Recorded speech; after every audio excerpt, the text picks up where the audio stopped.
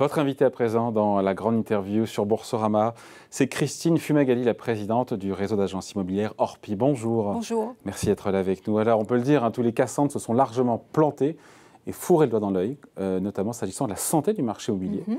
Quand on voit les chiffres des notaires, 1 150 000 transactions sur 12 mois, record battu. Voilà la réalité du marché immobilier en France cette année. Exactement. Voilà. Et Orpi ne dément pas les chiffres. On le voit, c'est un marché qui est très dynamique.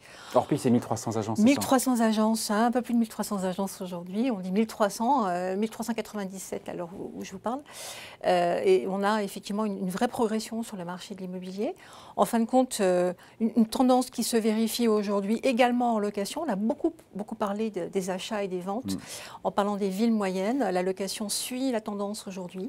Et c'est un marché qui est dynamique en région, dans les villes moyennes, un peu moins sur les zones extrêmement tendues comme Paris, intramuros sous la première couronne, où là on sent que les acquéreurs sont plus sur veiller à ce que les biens soient en bon état, avec une négociation possible si jamais les biens ont des gros défauts. Sorti de Paris et de quelques grandes villes, effectivement peut-être qu'il y a moins d'attractions, on sent encore une fois, en cette rentrée, ça reste, il y a du volume, ça ne s'essouffle pas.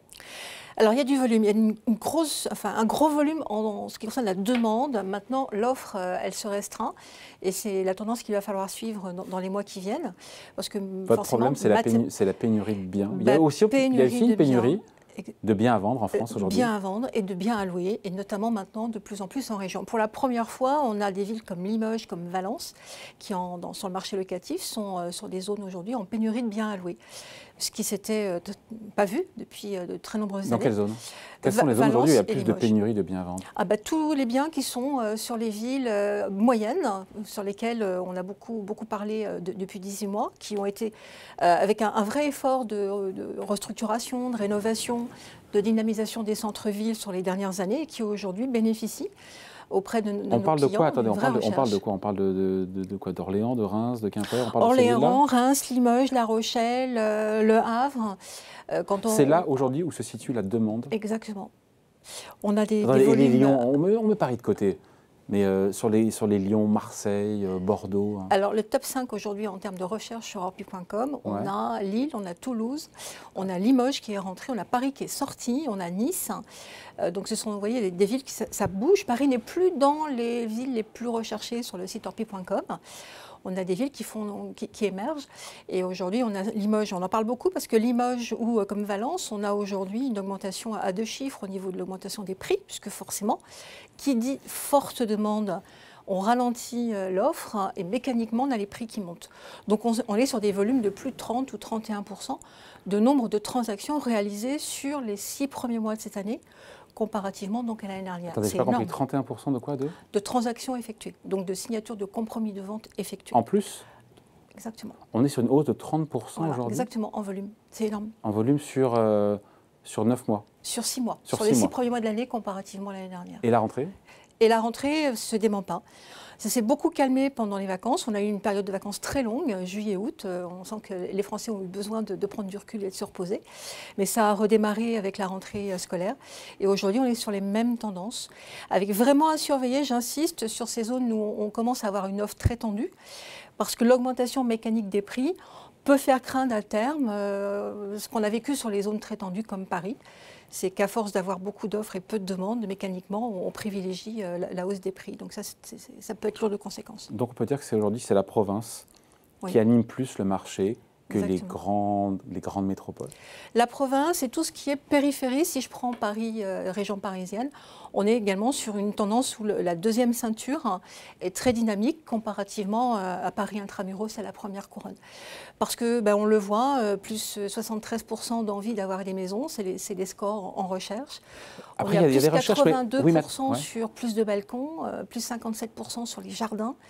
Et ça, sur les villes avec une forte urbanisation comme Paris intramuros, les maisons, les balcons et les jardins, c'est pas le gros de l'offre. Ouais. En même temps, l'exode urbain ne s'est pas vraiment matérialisé. C'est-à-dire qu'on n'a pas vu de déménagement massif non plus en zone rurale. Non. Non. Parce que qui dit zone rurale... Faut voir ce qu'on entend aussi par zone rurale. Voilà, c'est ce que j'ai voulu dire. Pour nous, la zone rurale, c'est la zone qui est excentrée et qui n'a pas encore bénéficié de moyens de transport ou en tout cas d'urbanisation dans ces zones-là qui permettent d'avoir les commerces, les écoles, les transports en commun. Parce que nos concitoyens, le français, a eu envie d'aller ailleurs, a envie de verdure, envie de calme. Mais par contre, le confort est important pour lui.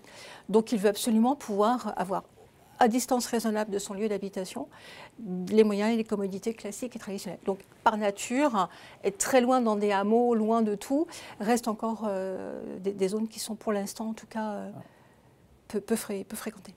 Il y a les recherches, évidemment, il y a les transactions, puis après, il y a les prix. Meilleur agent nous dit baisse des prix dans Paris, 1,5% sur un an, j'imagine, plus 4%. Donc hausse de prix dans les 10 plus grandes villes de France et plus 6% en zone rurale. Ce sont des chiffres que l'on vérifie, exactement. Nous, typiquement, sur Paris, on est à -1, donc on n'est pas très loin, effectivement, des chiffres que vous avez donnés. Sur un an. À Lyon, on est ISO, donc pas d'augmentation. Par contre, sur d'autres villes comme Nice, Lille, on est plutôt sur des tendances à plus 4, plus 5%. Et ça ralentit ? Et ça ralentit, puisque Lyon, comme Paris, comme ces villes-là, étaient plutôt sur des tendances proches de 10, voire dépassées 10 sur les dernières années. Et là, on renverse la tendance, puisque, je disais tout à l'heure, c'est plutôt des villes comme Limoges ou comme Valence, et là, on est sur qui des sont à tendances... plus 17% en prix aujourd'hui. C'est énorme. Qu'est-ce qui a plus 17 ? Valence, Limoges, pour ne citer que ces deux villes. Et d'autres, sinon dans les villes, encore une fois, dans les villes moyennes qui progressent le plus. On a eu le Havre qui a beaucoup progressé également, qui est une ville dont on a beaucoup parlé sur la fin 2020 et début 2021. Et pareil, le Havre, c'est une ville qu'il faut suivre avec beaucoup d'attention. Beaucoup de villes où il y a des croissances de prix à deux chiffres ? Je n'ai pas le chiffre exact du nombre d'agglomérations, mais toutes les villes moyennes, encore une fois, quand on regarde Limoges et quand on regarde Valence ou quand on regarde le Havre, toutes ces villes qui ont fait depuis, on va dire, les 5 dernières années, un vrai effort au niveau du centre-ville, de ramener du monde et de l'économie en centre-ville, tirent aujourd'hui leur marron du feu parce qu'elles conviennent et elles vont bien à toutes ces personnes qui ont envie d'extérieur, envie de calme, qui bénéficient du télétravail et qui préfèrent privilégier la qualité de vie plutôt que les zones extrêmement tendues. Donc pour vous, cette année, pour 2021, pour Orpi, ça sera une super année, avec des transactions en hausse de 30% sur 6 mois, des prix qui sont... Non, mais elle n'est pas terminée l'année, évidemment, mais je veux dire, c'est... non ? Si ça continue sur la même tendance, pour l'instant, sauf les biens en pénurie, sauf le fait qu'il faut qu'il y ait des mandats qui rentrent. Et oui. Et que quand on entend que les chiffres, on entend que les chiffres du neuf sont plutôt à la baisse, les chiffres dans l'ancien, on le voit, sont en train de se distendre dans les zones qui sont très demandées.